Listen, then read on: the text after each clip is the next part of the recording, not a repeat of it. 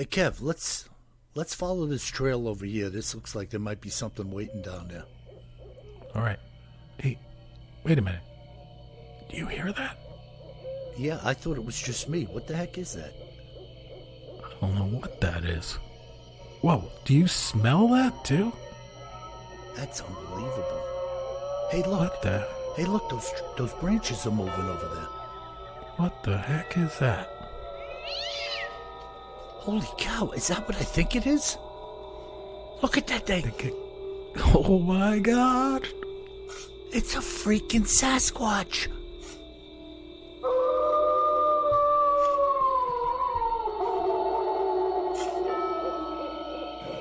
Welcome to the Bigfoot Terror in the Woods Sightings and Encounters podcast.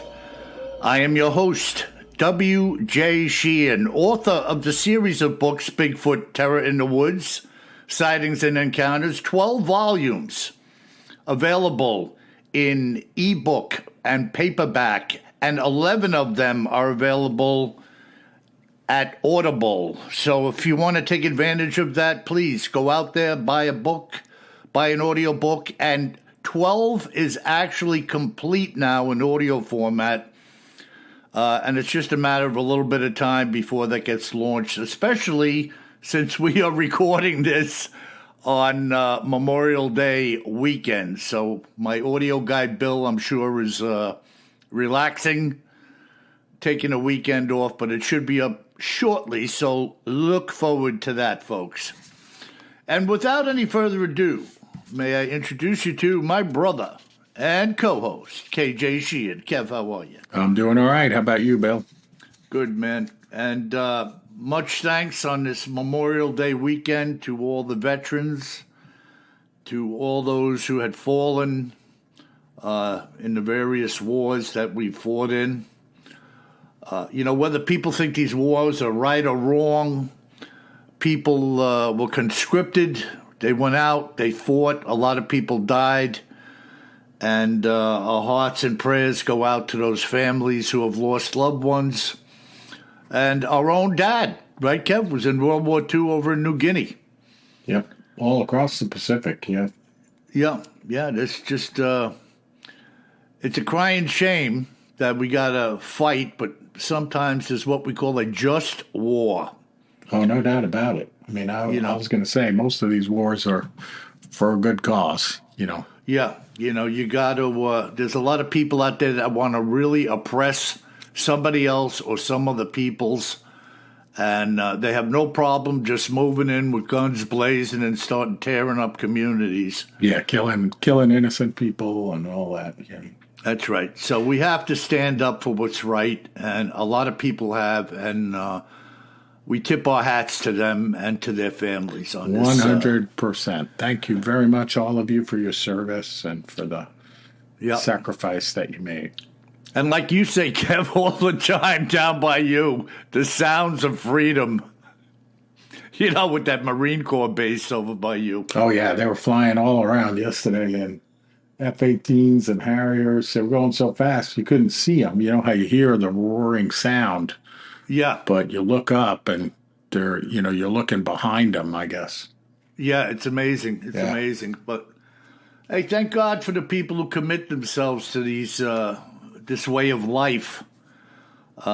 Because, where would we be without them? We'd get overrun, or people would just think they could bully you or push you around or make you think the way they think or live the way they want you to live, Yeah, I mean, hey.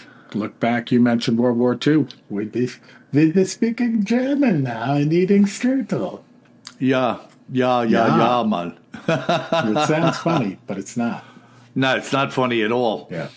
And there's a lot of creeps out there. Even today, there's a lot of skirmishes and what I'll call a minor war, and it's only a minor war because it's not happening to me. But there's a lot of people out there, like this overthrow down in Haiti right now.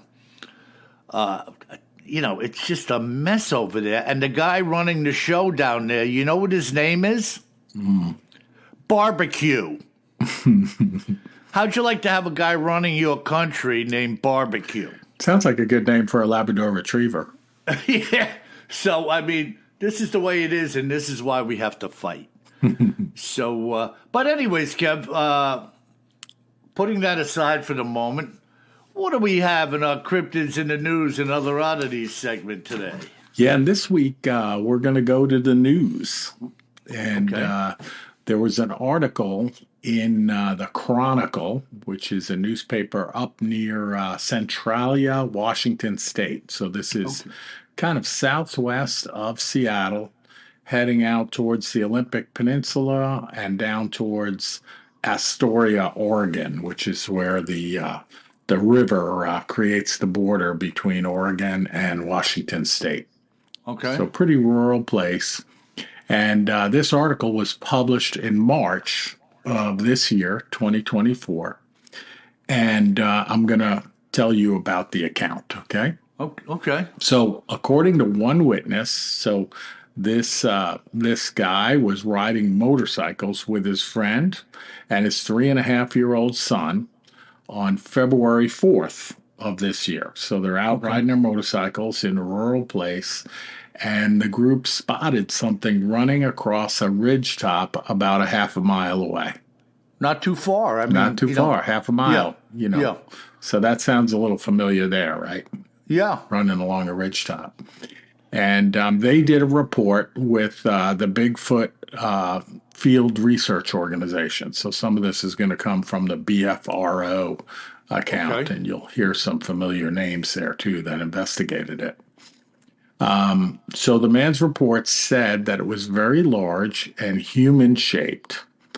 There was one color, kind of tan and brown, moving across very rugged terrain, making a beeline for the tree line. So they got a little rhyming going on there. But basically, it's on the exposed ridge out there. I guess it's probably in the Olympic Mountains, in the Olympic National Forest, or close to it. And it's running along the ridge line, heading to get cover inside of the trees.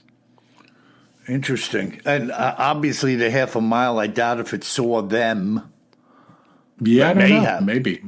Yeah, it may have. Could have You know what's smelled them, interesting too, Kev? When you're talking about anything going on a ridgeline or like a Bigfoot or like a hunter, hunters like to get up on the ridge too so they can see what's going on, have a bird's eye view, so to speak. 100%, yeah. And why not the Bigfoot? Sure.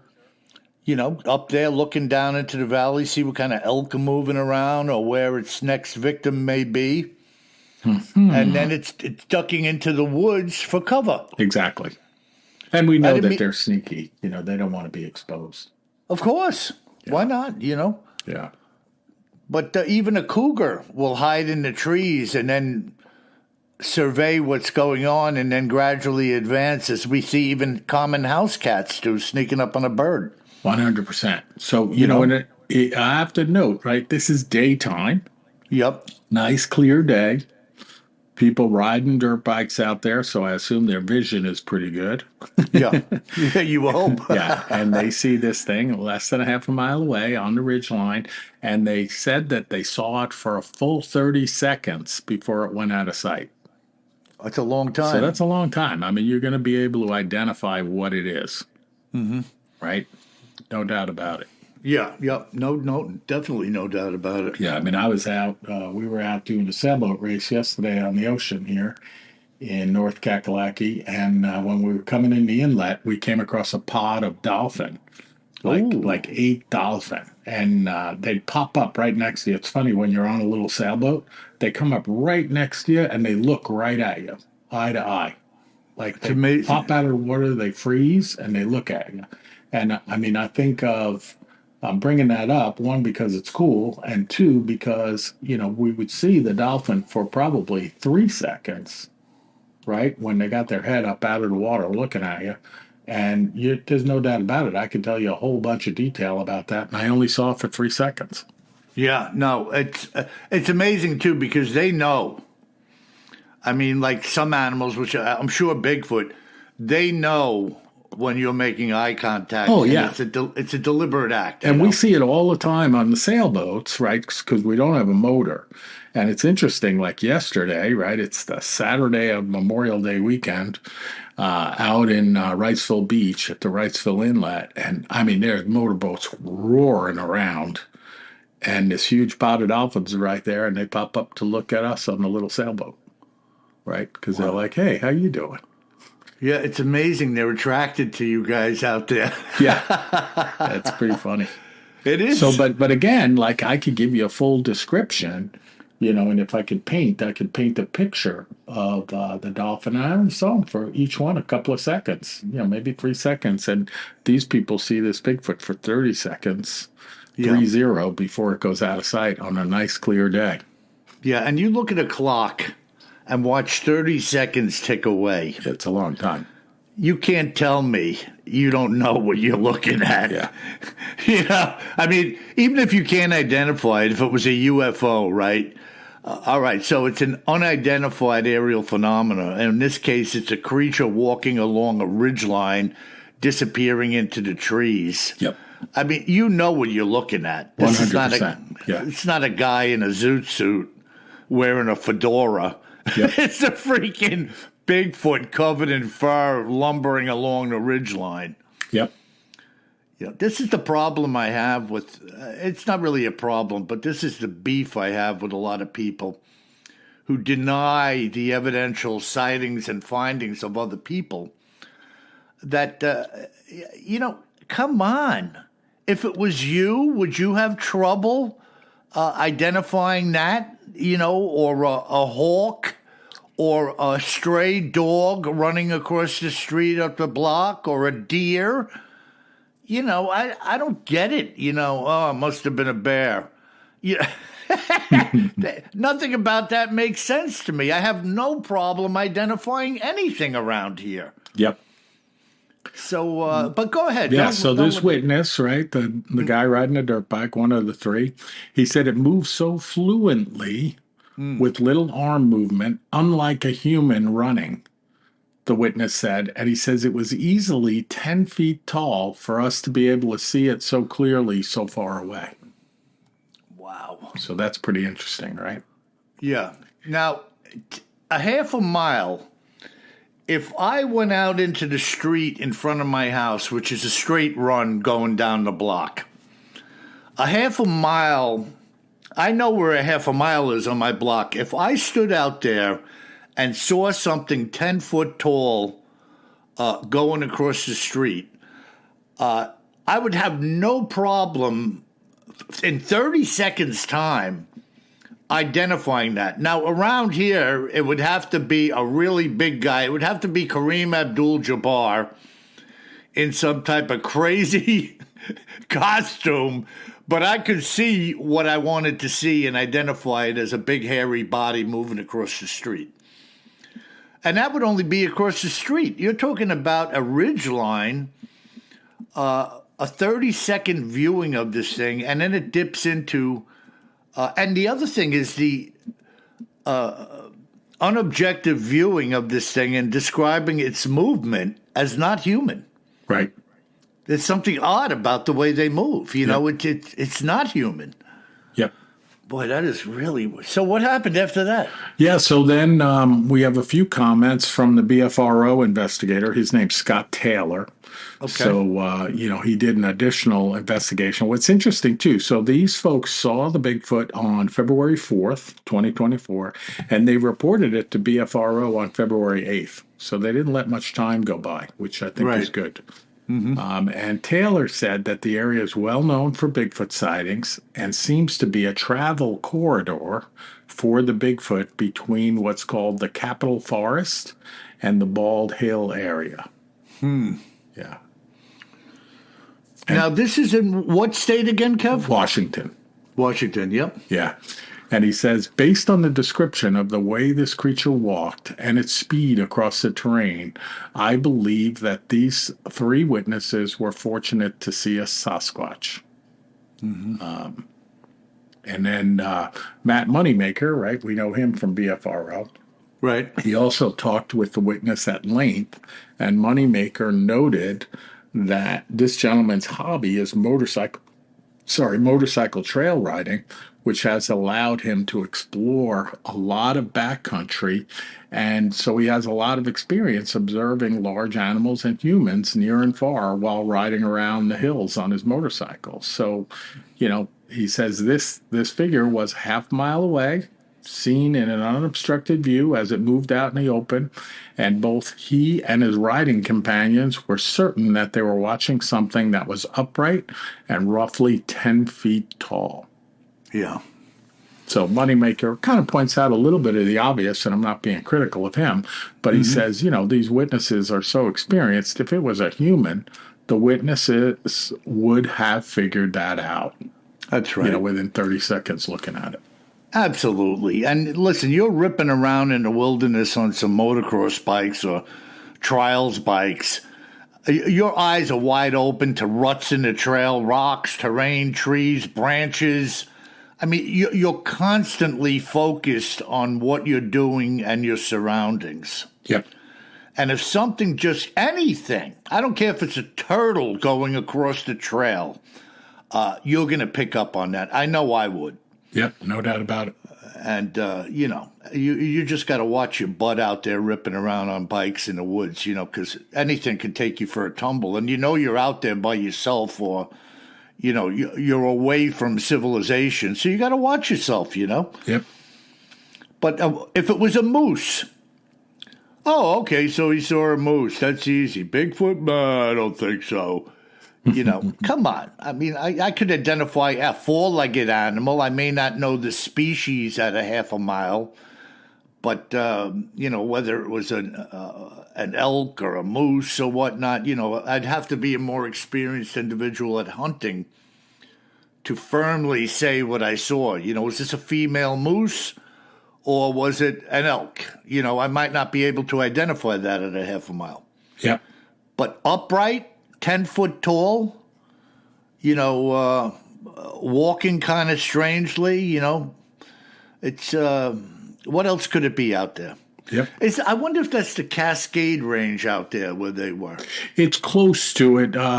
It could be the edge of the Cascade and the Olympic Peninsula, because you have the Rockies on the eastern side of the state, Cascades, between, I guess I would estimate 2/3 of the way from the eastern part of the state before you go over the Cascades to get to Seattle, to Tacoma, the coastal areas. And this is southwest of Tacoma, which is southwest of Seattle.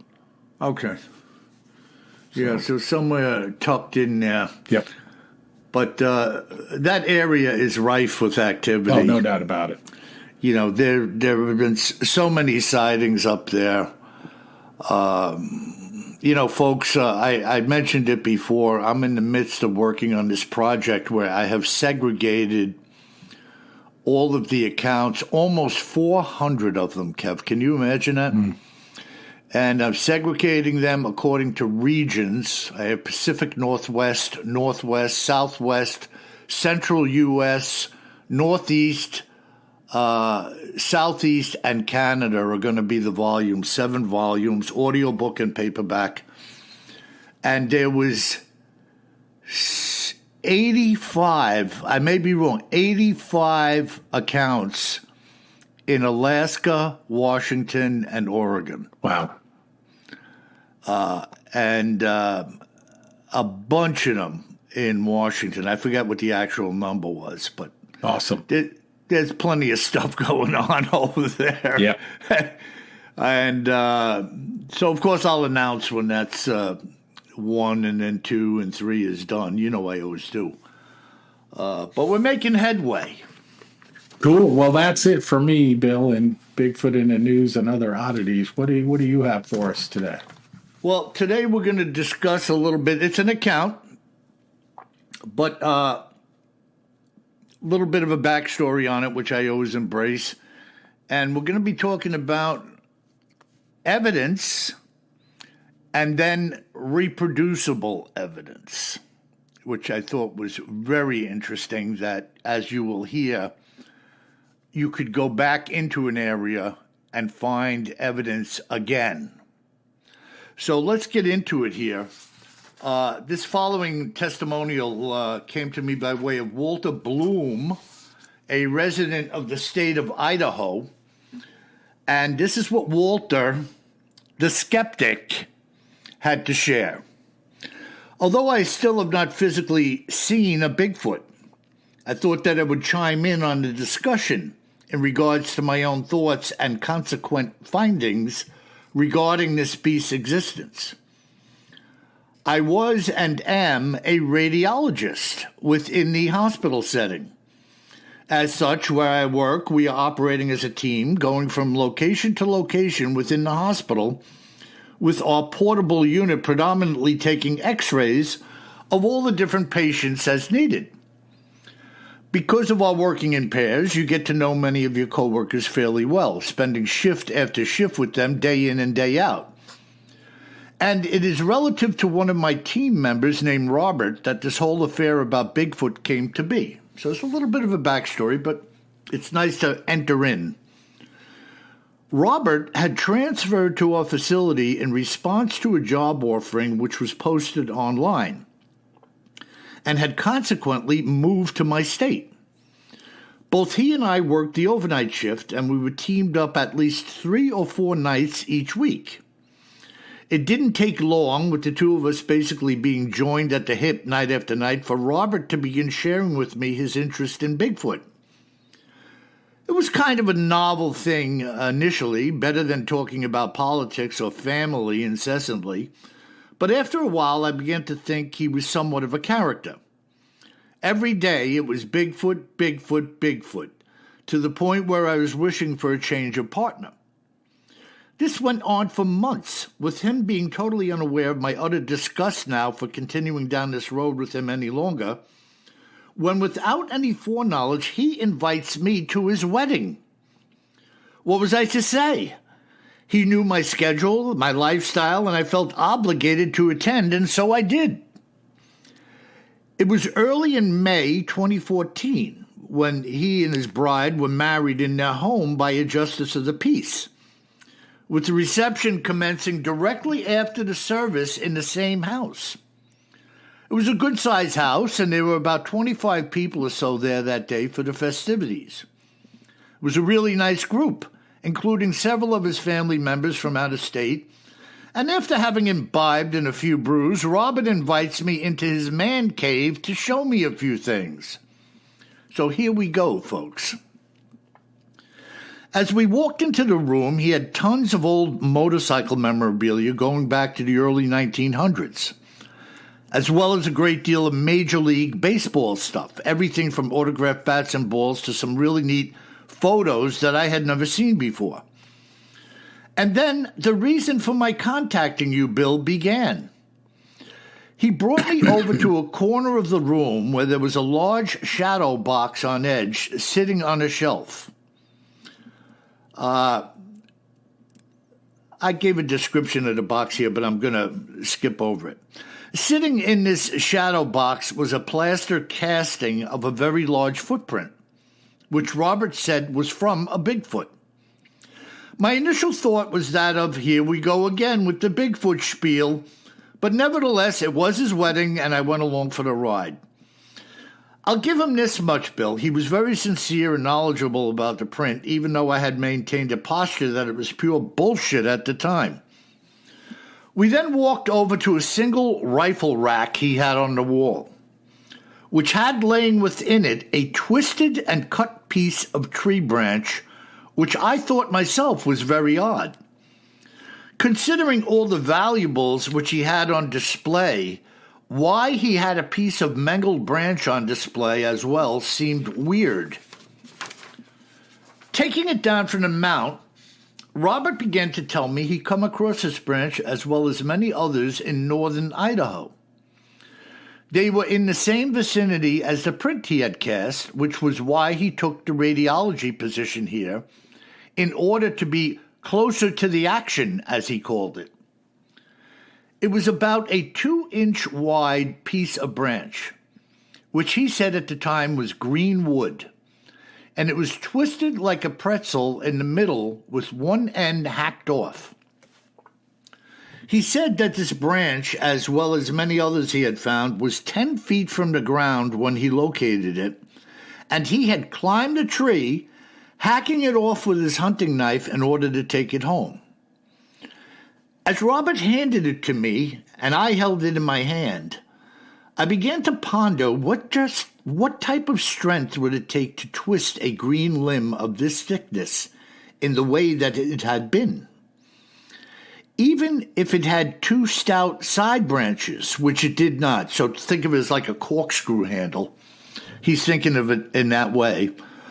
And here I wrote it, which it did not, in the shape of, say, a corkscrew. Mm-hmm. It couldn't have been done in my estimation. So he's looking at this thing now and saying, even if you had 2 little side branches to twist it, this thing couldn't have been twisted in the way it was by a man.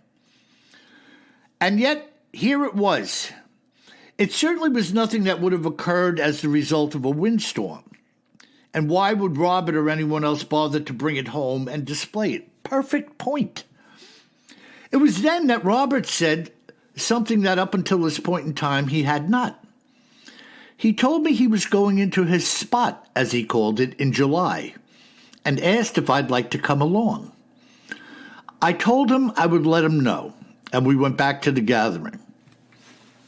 Over the next 6 weeks, I thought long and hard about what I had seen, and believe it or not, Robert hadn't said a word about any of it during work.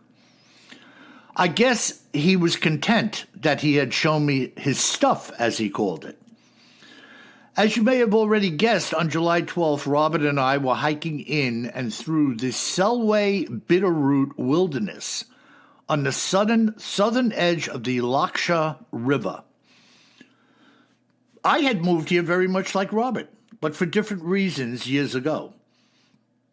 I was an 80s disco boy from Staten Island, a Staten Island boy cat. The Rock. The Rock. I didn't ski, fish, or hunt. I was simply looking to shake off the high cost of living and taxes and had taken a shot at a job here just like he did. Thank God my legs were used to walking around the hospital because where we were going and the pace at which Robert could scramble, I was going to need everything my body could muster for this weekend in the woods. After several hours of grueling hiking, we were working our way along a fairly steep slope near the edge of the Laksha River. Kind of sounds like where the Bigfoot was walking, Kev. Yeah. And I could hear the water, and at times we could see it as we walked through the trees. Robert had stopped just long enough to tell me that we were coming near to the place where he had cast the print. So it was eyes wide open from here on out. I have to tell you, there was an air of excitement in being there. In my entire life, I had never once been deep in the woods as deep in the woods as I was that day. And I was actually enjoying myself. The smells and the sounds were alluring, and I was thinking that maybe such a beast could be living here. Keep in mind that in Staten Island, I could literally spit into my neighbor's window across the driveway. So this was and something... often did. And often did. Take that. I added that part. So... Okay. After 4 hours of arduous hiking, we stopped to survey what Robert said was the very location of the footprint he had in the shadow box.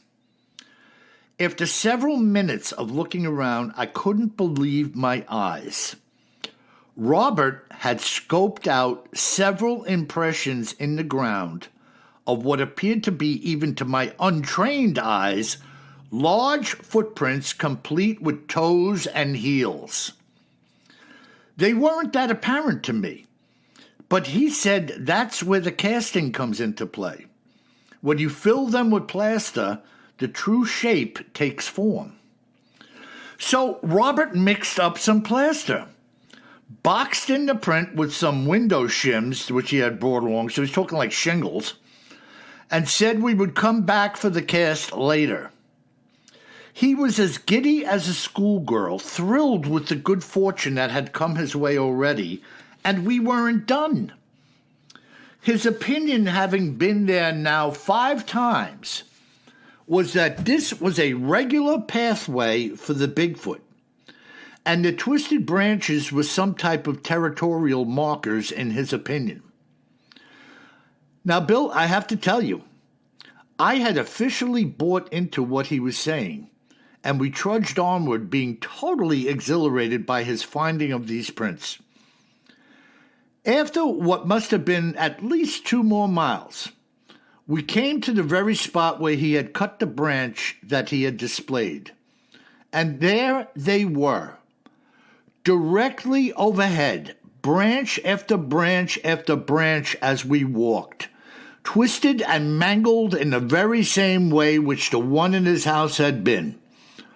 None of them were fresh.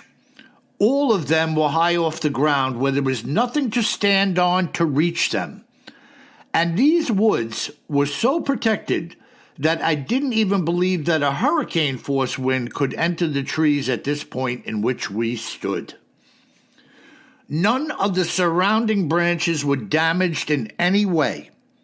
Only the periodic, individual, twisted branches could be seen.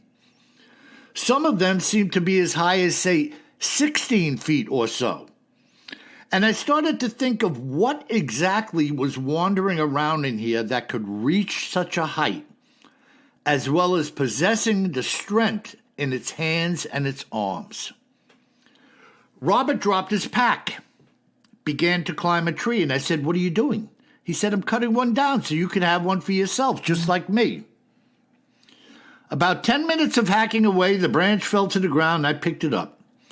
We made our way back to where he cast. The cast had been drying, and killed another 2 hours waiting for it to finish curing. When enough time had passed, we carefully dug it out, brushed it off, and Robert then said, "This is for you." And I couldn't believe it.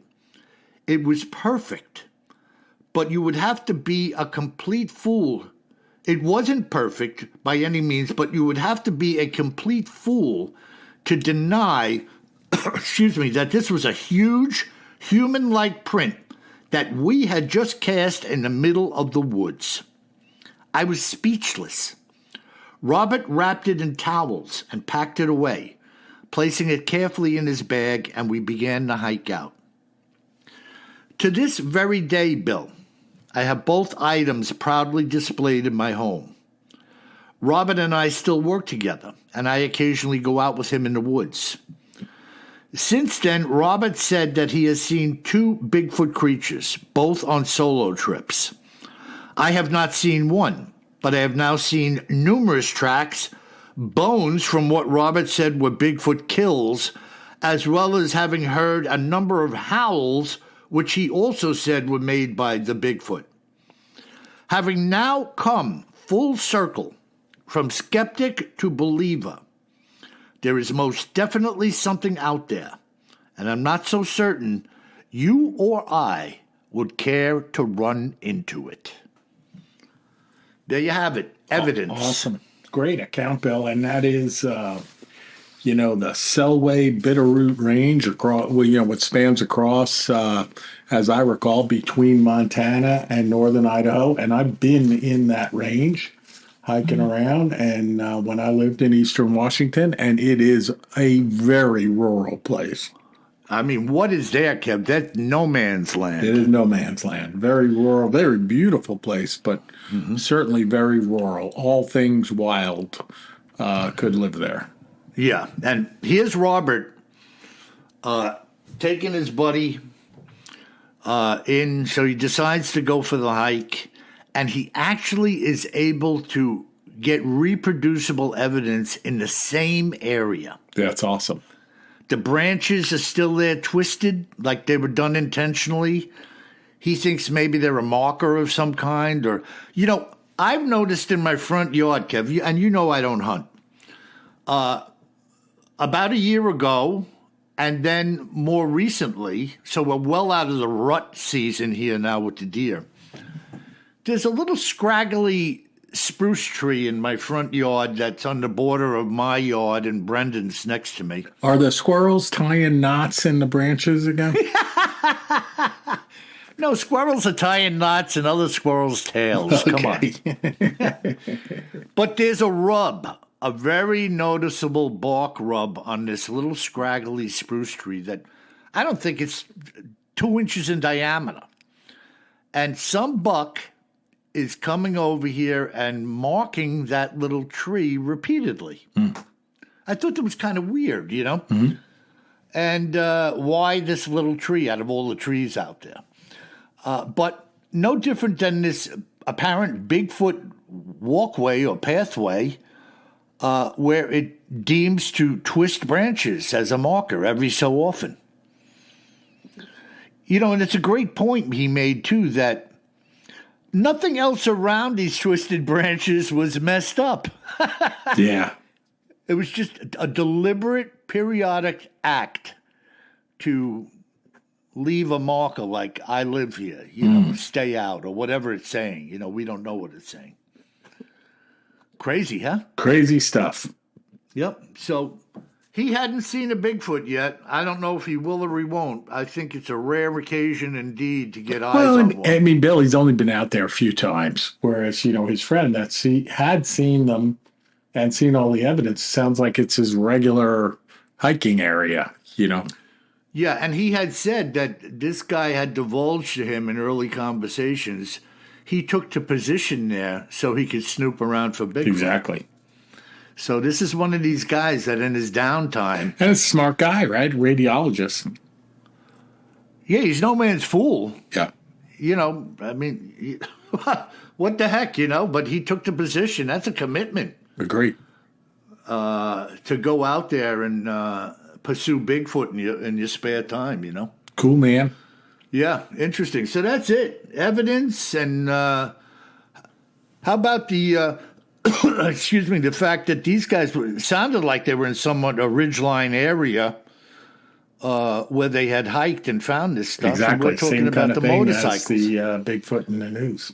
Yeah, awesome. Cool. By the way, do you know what paper or where that was in the news? Yes.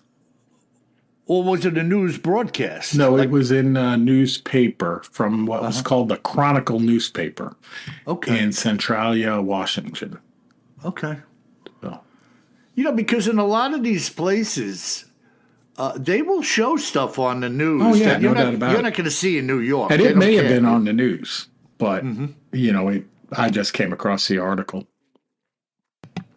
I always said that when Paula was alive here with me, we would watch Spanish TV occasionally and to catch the news broadcast. And in these Spanish-speaking countries to the south of us, they had no problem showing any footage or talking about any kind of subject matter relative to cryptids in the news and other oddities. Yeah. Which is what we do. And they would put it right out there for the public to see and talk about it with a straight face and just say, what do you think? Which is exactly what we're doing, folks. 100%. What do you think? And by the way, Kev, so I don't forget, Philip recommended checking out a town called Elsewhere in Kentucky. I think we need to take a look at Elsewhere and see what we can dig up on that, because this is a town that got abandoned and the buildings are still there. And I think we need to look into the backstory of Elsewhere. All right. So I'm just throwing that out there to you. Cool. I wrote it down. All right, Bill. Well, we will move on to our listener mail. That was a great account and from a fantastic part of the world there, the Selway Bitterroot Range. Yep. We have a couple of cool emails we'll cover. The first one is from Diane in Tennessee. Yeah. And Diane has a little bit of an account for us. So okay. She says, you guys hooked me years ago, and now I can't miss a show. And yes, I have all of the Audible books. My husband is a consultant and is often out of town, as he was when this occurred. I was home alone, sleeping with the dog and cat. The French doors were open for a breeze, and the cat, the dog, and I woke up to this gosh awful smell. Bedroom is on the second floor with a deck, so I slipped outside to see what was under the deck. It smelled awful, and I'm a country girl, so I know skunks. This wasn't a skunk. It was big, black, and hairy. I ran back in and locked the doors. We live less than a mile from Montgomery Bell Park that you have mentioned on the show. So next morning, I went down and asked 2 rangers if any of the bear sightings, if any bear sightings making their way west to us had been spotted in the park yet. They looked at each other and said, "No, why do you ask?" I explained we were new to the area and told them what happened. Again, they just looked at each other, laughed, and said, it must have been a skunk. Rather than argue, I just left, but I can assure you there are no 8-foot-tall skunks in Tennessee.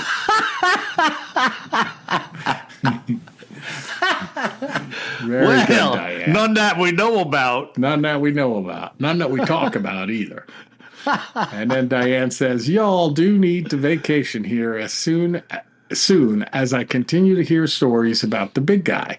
Thanks for entertaining me. Oh, by the way, my husband bought me a cuddly little stuffed Bigfoot to keep me company on his trips. Diane in Tennessee. Touche, Diane. Good stuff. Can you imagine coming out on your second floor deck and looking through the slats in the boards, if you can see through them a little bit? Yeah. And the stench that's already overwhelming you, and then realizing I'm not looking at the concrete. Yeah. And by the way, like, we have a lot of skunk around here. They have a very unique smell. It's not, you know what a skunk is versus just a stench. Yeah. People who know skunk know skunk. I mean, we don't have any 8-foot-tall skunks here either in North Carolina. Remember Pepe Le Pew? Mon ami. Let me take you in my arms and kiss you. Oui, oui. All right, Pepe Le Pew. All right, our last email comes in from Kevin. Not this Kevin, different one. He doesn't say where he's from. But he says, love the show. I just want to say how great the show is. The banter between you two is my favorite part of most shows. Although I don't agree with everything you subscribe to, I completely respect what you do and your opinions. You guys remind me of my brother and I. We also work together and have similar banter. Just want to say hey and tell you we appreciate what you do. Love the show. Have a great day. And that's right, folks. You don't have to agree with everything we subscribe to. But so don't get mad at us over it. Here we are on Memorial Day, talking about thanking all of the people that gave their lives for our freedom.